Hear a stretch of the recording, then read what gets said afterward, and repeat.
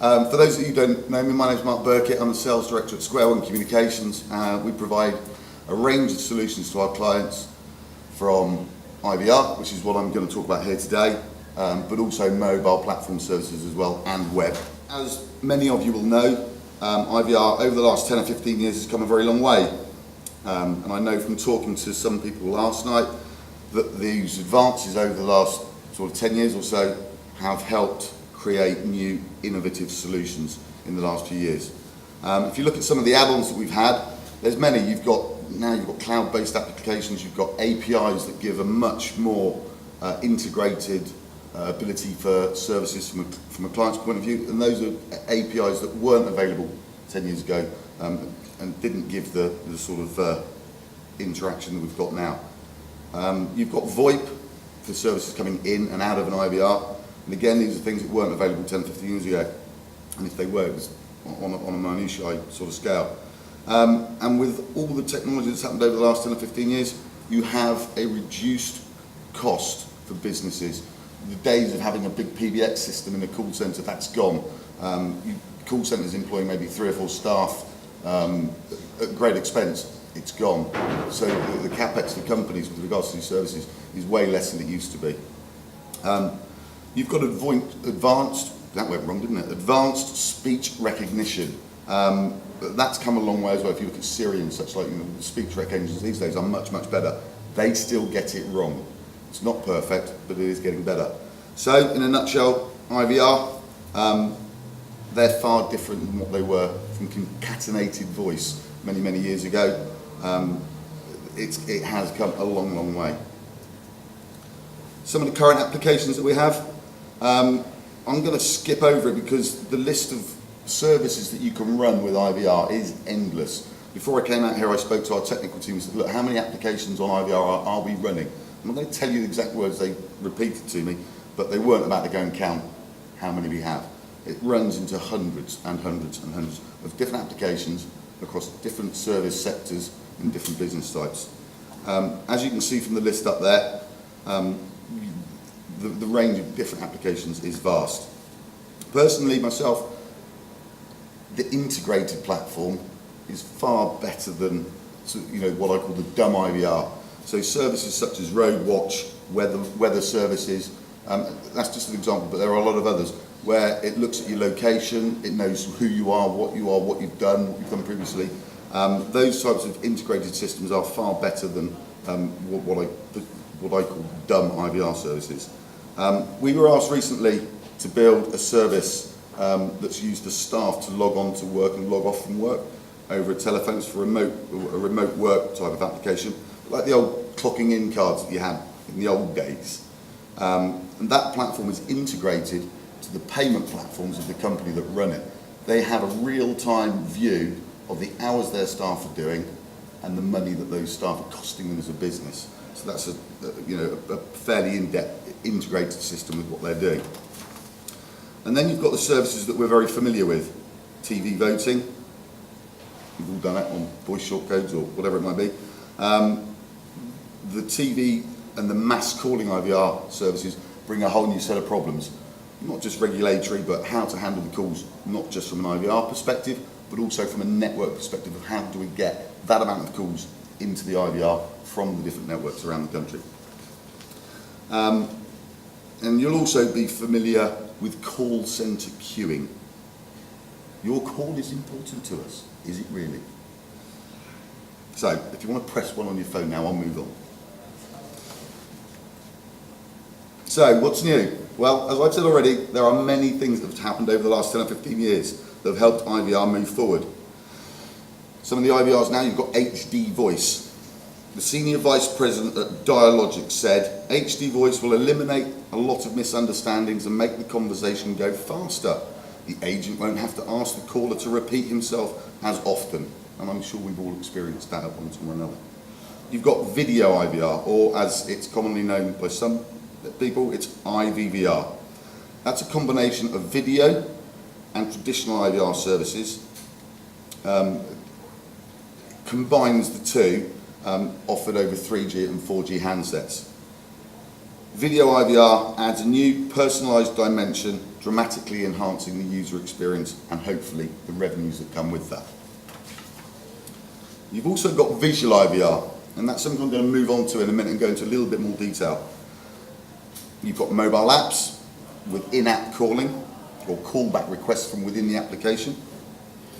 Earlier this year, WhatsApp CEO said that voice calling feature within WhatsApp's launch is imminent. And again, I'll go on to this later on, but you can see that voice has changed. It's moved from the old traditional handset on the desk into apps. You've also got much better speech recognition, which I mentioned a moment ago. In my opinion, they're not perfect, they're getting better. One thing with speech IVR services is that none of us really like picking the phone up, talking down the phone, giving our bank account details or other personal information. Those services have got a place, but they're not a coverall application for IVR.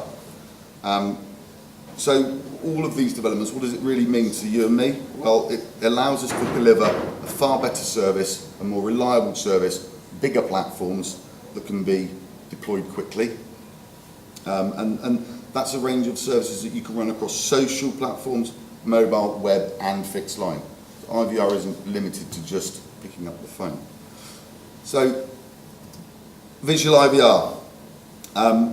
You might say that the term visual IVR is a complete contradiction in itself, because if it's visual, then where's the voice element of it? And this is where we see it coming together of different technologies and a merging of technology. And maybe some of you here that are doing it and didn't really realise it was an IVR service. Visual IVR is where, for example, the consumer will have an app on a phone to navigate through a visual menu.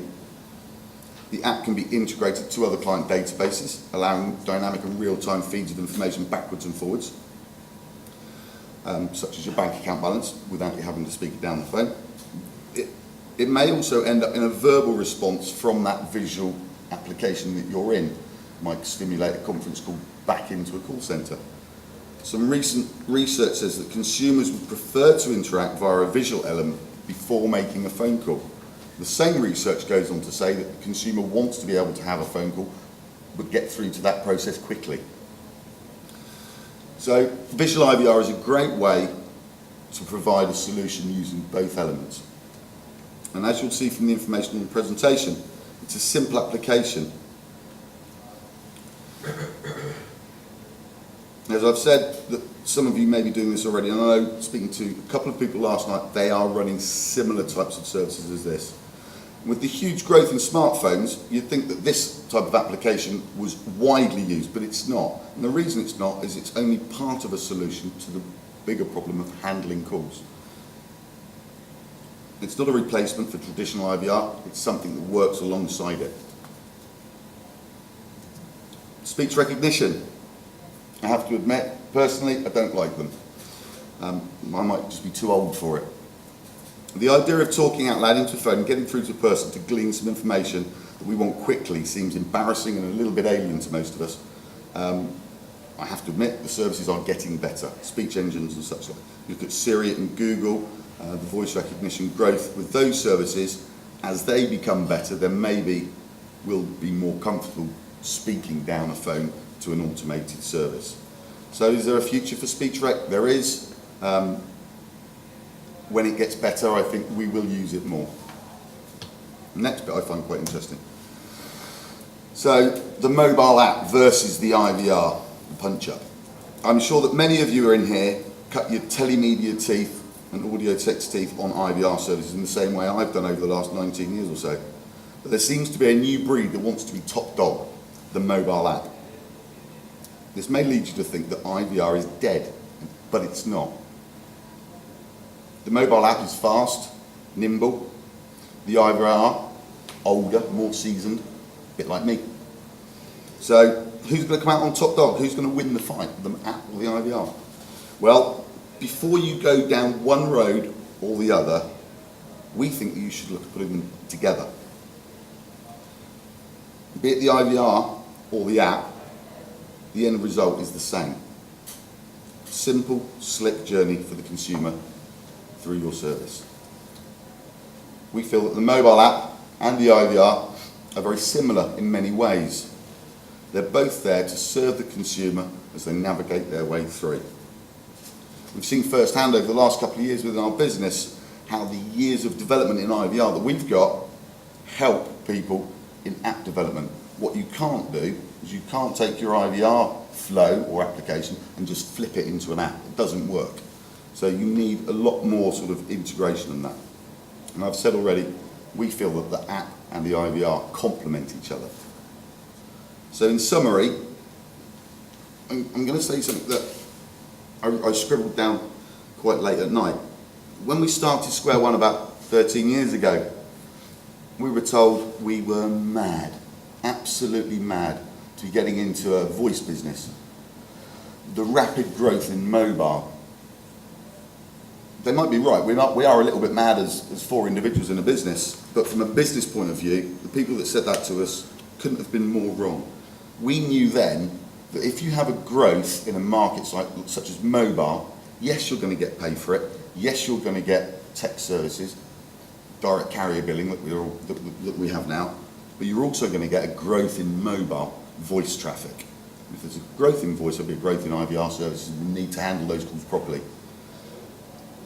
I would be a fool to say that voice, traditional voice, hasn't dropped. It has, it's plummeted over the years, but it hasn't gone away.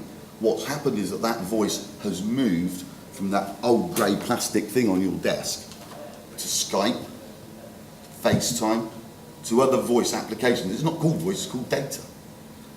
We've seen a growth in voice services in app calling, callback requests on websites, and other IVR applications. So voice isn't dead, and IVR isn't dead, and it's something that we feel has got a very strong future and is still growing as modern technology moves. So it's a case of IVR changing with the times.